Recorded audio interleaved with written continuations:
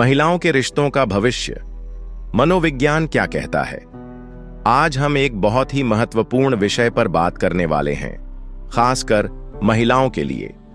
अगर आप पुरुष हैं तो इस वीडियो को अपनी बहन, बेटी या दोस्त के साथ जरूर शेयर करें। अगर हम आज के समय में रिलेशनशिप ट्रेंड्स को देखें तो एक चौंकाने वाली सच्चाई सामने आती है। शादी करने वाले, रिश्तों में जाने वाले और यहां तक कि कैजुअल डेटिंग करने वाले लोगों की संख्या ऐतिहासिक रूप से सबसे कम हो गई है। इसके पीछे कई कारण हैं, लेकिन एक प्रमुख कारण है महिला हाइपरगैमी।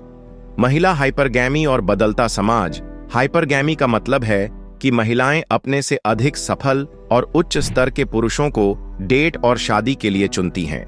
दिलचस्प बात यह है कि पश्चिमी देशों में 30 साल से कम उम्र की महिलाओं की परफॉर्मेंस पुरुषों से बेहतर हो गई है।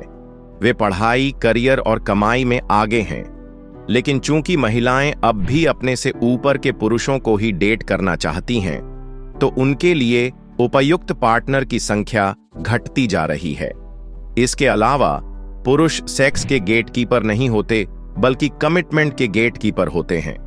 इसका मतलब यह हुआ कि जब महिलाएं अपने लिए बेहतर से बेहतर विकल्प की तलाश में होती हैं, तो वे कई पुरुषों के रिश्तों के ऑफर को ठुकराती रहती हैं। लेकिन एक समय के बाद जब पुरुषों की वैल्यू बढ़ती है और महिलाओं की घटने लगती है, तब वही पुरुष कमिटमेंट देने में कम दिलचस्पी दिखाते हैं।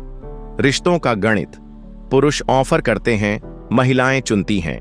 इतिहास गवाह है कि रिश्तों में पहला कदम उठाने की जिम्मेदारी पुरुषों पर रही है। चाहे वह क्या तुम मुझसे शादी करोगी हो या क्या हम डेट पर जा सकते हैं, हमेशा पुरुष ही ऑफर करते हैं और महिलाएं फैसला लेती हैं। लेकिन क्या यह सही है? अगर हम बाकी पारंपरिक जेंडर रोल्स को सवालों के घेरे में ला सकते हैं, तो इस नियम पर सवाल क्यों नहीं उठाते? अगर पुरुषों को बराबरी पसंद है, तो क्या वे चाहेंगे कि महिलाएं भी पहल करें? समय के साथ बदलता गेम। 20 की उम्र में महिलाओं को कई ऑफर मिल सकते हैं। उन्हें लग सकता है कि अभी वक्त है और वे जब चाहेंगी तब सही पार्टनर चुन सकती हैं। लेकिन 30 का पड़ाव आते ही यह पूरा गेम बदल जाता है। 30 की उम्र वह मोड़ होती है जब औसत पुरुष की डेटिंग वैल्यू औसत महिला से ज्यादा हो जाती है। इसलिए जो पुरुष 20 की उम्र में महिलाओं के लिए ज्यादा आकर्षक नहीं थे, वे अब बेहतर स्थिति में आ जाते हैं। दूसरी ओर महिलाओं के लिए वही ऑफर महंगे होते जाते हैं। इसका अर्थ यह है कि यदि महिलाएं इस बदलाव को नहीं समझती और अपनी प्राथमिकताओं को समय पर एडजस्ट नहीं करती, तो वे खुद को डेटिंग मार्केट से बाहर पाती हैं। डेटिंग मार्केट का अंतिम परिणाम, अगर हम इस पूरे खेल को 20 चाल आगे तक देखें, तो महिलाओं के लिए केवल 5 संभावित परिणाम हो सकते हैं। 1. महिलाएं अपने हाई स्टैंडर्ड बनाए रखती हैं और टॉप 10% पुरुष को जीत लेती हैं। 2. महिलाएं अपने स्टैंडर्ड थोड़े कम कर देती हैं और टॉप 10% पुरुष को जीत लेती हैं। 3.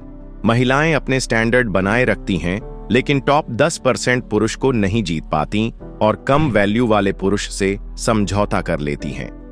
4. महिलाएं अपने स्टैंडर्ड कम कर देती हैं, लेकिन फिर भी टॉप 10% पुरुष को नहीं जीत पाती और कम वैल्यू वाले पुरुष से भी समझौता नहीं कर पाती। 5.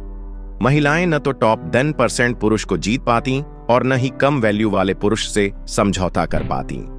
10% पुरुष को जीत पाती हैं और न ही कम वैल्यू वाले पुरुष से समझौता करती हैं और अंततः अकेली रह जाती हैं। अब सवाल यह है कि इनमें से कौन सा परिणाम सबसे ज्यादा महिलाओं के साथ होता है। डेटिंग मार्केट का सच्चा गणित। अगर हम आंकड़ों को देखें तो पहला और दूसरा परिणाम सबसे कम संभावित है।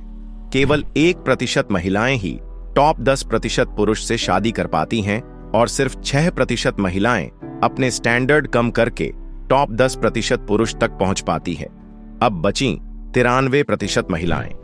आज के दौर में 40 साल की उम्र तक 25% महिलाएं अविवाहित रहती हैं।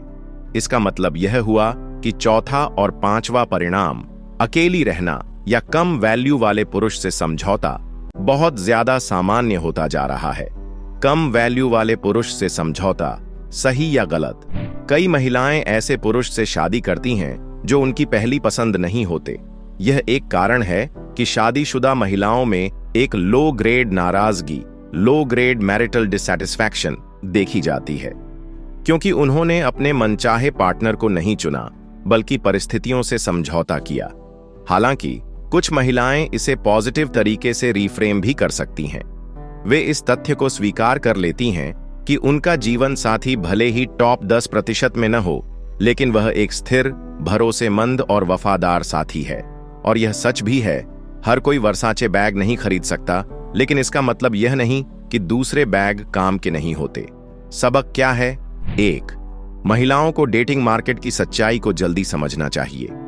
2. उन्हें यह तय करना चाहिए कि वे किस तरह का जीवन चाहती हैं।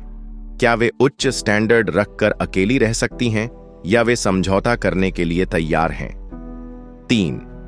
उन्हें यह भी समझना होगा कि समय के साथ उनकी डेटिंग वैल्यू बदलती है। अगर महिलाएं इस सच्चाई को जल्दी समझ लें तो वे अधिक सूझबूझ भरे फैसले ले सकती हैं और अपने जीवन में बेहतर संतुलन बना सकती हैं। तो आपकी इस पर क्या राय है? क्या महिलाएं पहल करने के लिए तैयार हैं या वे हमेशा ऑफर का इंतजार करेंगी? अपनी राय कमेंट में बताएं। और अगर आपको यह वीडियो पसंद आया तो लाइक करें, चैनल को सब्सक्राइब करें और अगली बार फिर मिलते हैं।